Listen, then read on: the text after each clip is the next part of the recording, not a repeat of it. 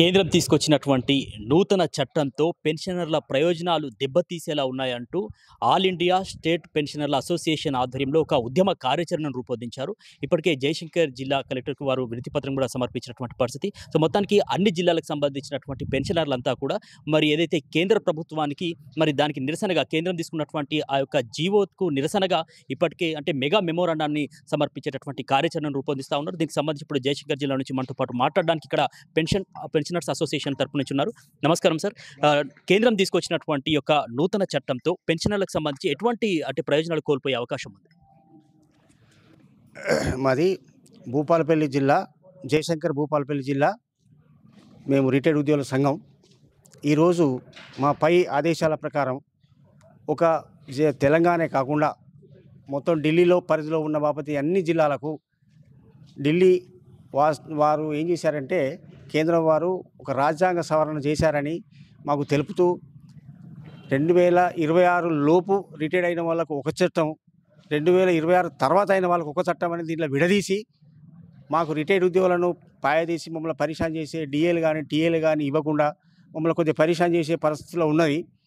కానీ మేము ప్రభుత్వం ఏ ప్రభుత్వం అయితే వచ్చిందో ఆ ప్రభుత్వం తీసిన జీవోలు కానీ వారి యొక్క పద్ధతులు కానీ వాళ్ళను అనుసరించి రైతులకు కానీ ప్రభుత్వం చెప్పే పనులన్నీ చేసుకుంటూ మా 38 ఏళ్ళ 40 సంవత్సరాల పరిధిలో మేము పనిచేసి అంత అయిపోయిన తర్వాత అంటే ఆరోగ్యరీత్యా దగ్గరికి వచ్చిన తర్వాత మేము అన్ని పనులు చేసి కోల్పోయిన తర్వాత మేము టీఏలు కానీ డిఏలు కానీ మా జీపీఎఫ్లు కానీ మేము అన్ని దాచుకున్న బాబతి పెన్షన్స్ కూడా ఇవ్వాలంటే కూడా ఇవ్వకుండా పిఆర్సీ కూడా ఇవ్వకుండా మమ్మల్ని కొద్దిగా పరిశాన్ చేసే పరిస్థితులు కనిపిస్తున్నాయి. కాబట్టి అట్లా కాకుండా ఉండాలని ఇప్పుడు మేమే కాకుండా ఇప్పుడు ప్రజెంట్ పనిచేసే ప్రభుత్వ ఉద్యోగులు కూడా వాళ్ళకు కూడా ఇదే స్థితికి వస్తుంది.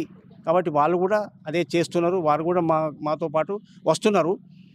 వాళ్ళకు కూడా ఇది కావాలని ఉన్నది. కాబట్టి కేంద్ర ప్రభుత్వం పిఎం శ్రీ మోదీ గారికి మేము దయచేసి చెప్పేది ఏంటంటే మేము ఒక దూర ప్రాంతం అయినా వారికి డైరెక్ట్గా ముట్టాలని మేము అనుకుంటున్నాం. దయచేసి మాకు ఇటువంటి చేయొద్దు. మేము ఒక పెద్ద మనుషులం. మా యొక్క సలహా సూచనల మేరకు సూచనలు తీసుకోవాలి తప్ప మమ్మల్ని కూడా పూర్తిగా పొట్ట మీద కొట్టి మమ్మల్ని పరిశాన్ చేయాల్సిన అవసరం లేదు. మేము పెద్దవారు అయినా మేము బతికేంత బతుకు ఉండాలంటే మాకు మీరు సహకరించాలి. మాకు ఇచ్చే భృతి మాకు వచ్చే మంచి మాకు ఇవ్వాలి. దయచేసి ఆ పని చేస్తారని మేము అనుకుంటూ అది చేస్తున్నాం. సో అంటే అంటే గతంలో కాకుండా ఇప్పుడు సంబంధించి ఏదైతే ఉద్యోగులకు అంటే రిటైర్డ్ ఉద్యోగులకు నష్టం కలిగించేలా కేంద్రం ఇప్పటికిప్పుడు ఈ యొక్క జీవో తీసుకురావడం అంత అవసరం ఏమొచ్చిందంటారు? ఇప్పుడు దీనిలో పార్లమెంటు ప్రతి వచ్చిన నాయకులు ఏం చేస్తున్నారంటే ఇక నాయకుల దానిలో పోతుంటే అదొక రకంగా ఉంటుంది.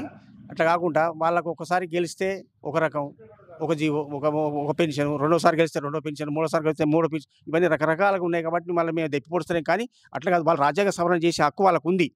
కానీ మమ్మల్ని దృష్టి పెట్టుకొని మేము రిటైర్ అయిన తర్వాత మాకు ఒక్కటే పెన్షన్ అడుగుతున్నాం. కాబట్టి దయచేసి మా పెన్షన్ మాకు ఇవ్వాలని మా యొక్క కోరిక, మా అభిప్రాయం. సో ఇప్పటికే మెగా మెమోరాండంలు ప్రధానమంత్రికి మీరు పంపిస్తూ ఉన్నారు. సో ఈ నేపథ్యంలో కేంద్రం దిగొచ్చేటటువంటి పరిస్థితులు ఉన్నాయి. ఒకవేళ దిగకపోతే ఎటువంటి ఉద్యమ కార్యాచరణకు సిద్ధమవుతారు?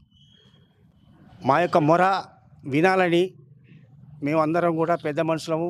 అంటే వారితో పాటు మేము కూడా వయసు సీనియర్ సిటిజన్సే.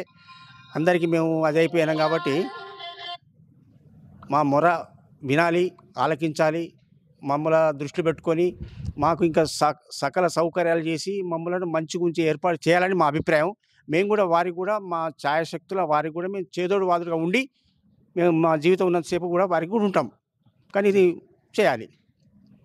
మాకు ఇప్పటికే బాకీ ఉన్న ప్రభుత్వం 5 డిఏలు, 2 పిఆర్సీలు, ఒక ఫిట్మెంటు 53 ఫిట్మెంటు, తర్వాత ఐఆర్, ఇవన్నీ కూడా ఎగవేయడానికే ప్రభుత్వాలు యోచించి ఈ జీవోస్ తీసుకొచ్చింది. అయితే భవిష్యత్తు కార్యక్రమాల్లో రూపొందించాలంటే working employees and the retired employees must show that their power to protect that government. ఇదంతే. మీరు అడిగిన ప్రశ్నకు ఇదే. అంటే భవిష్యత్తులో పెన్ డౌన్ స్ట్రైక్ నుంచి మొదలుకొని working employees and plus retired employees will show the power. So మీరు చేసిన ఉద్యమానికి వర్కింగ్ ఎంప్లాయీస్ వాళ్ళ కూడా డెఫినెట్లీ. ఎందుకంటే వాళ్ళ వచ్చేది 2026 తర్వాత ఎవరైతారండి? వాళ్ళే రిటైర్ అవుతారు. కాబట్టి వాళ్ళ కొరకు మేము రిటైర్డ్ వాళ్ళని కొట్లాడుతున్నాం. ఇప్పుడు మా త్యాగం అది.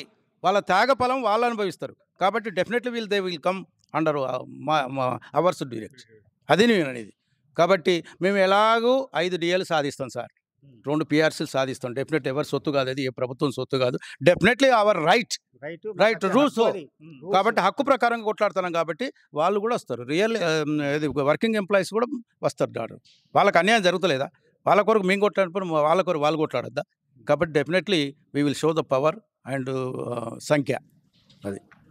సో మొత్తానికి ఏదైతే రిటైర్డ్ ఎంప్లాయీకి సంబంధించినటువంటి ఒక హక్కు ఏదైతే పిఆర్సీలు కావచ్చు, డిఏలు కావచ్చు, వాటికి సంబంధించి ఖచ్చితంగా పోరాటం చేస్తాము. సో మాకు సంబంధించి ఏదైతే ఈ పోరాటానికి వర్కింగ్ ఎంప్లాయీస్ యొక్క వాళ్ళ యొక్క పాత్ర కూడా ఉంటుంది, వాళ్ళ యొక్క సపోర్ట్ కూడా ఉంటుందని చెప్తా ఉన్నారు. సో కేంద్రం కనుక దీనికి దిగిరాకపోతే ఉద్యమాన్ని కూడా ఉద్యమ కార్యాచరణను కూడా మరింత ఉధృతం చేస్తామని కూడా వారు హెచ్చరిస్తున్నటువంటి పరిస్థితి అయితే ఉంది.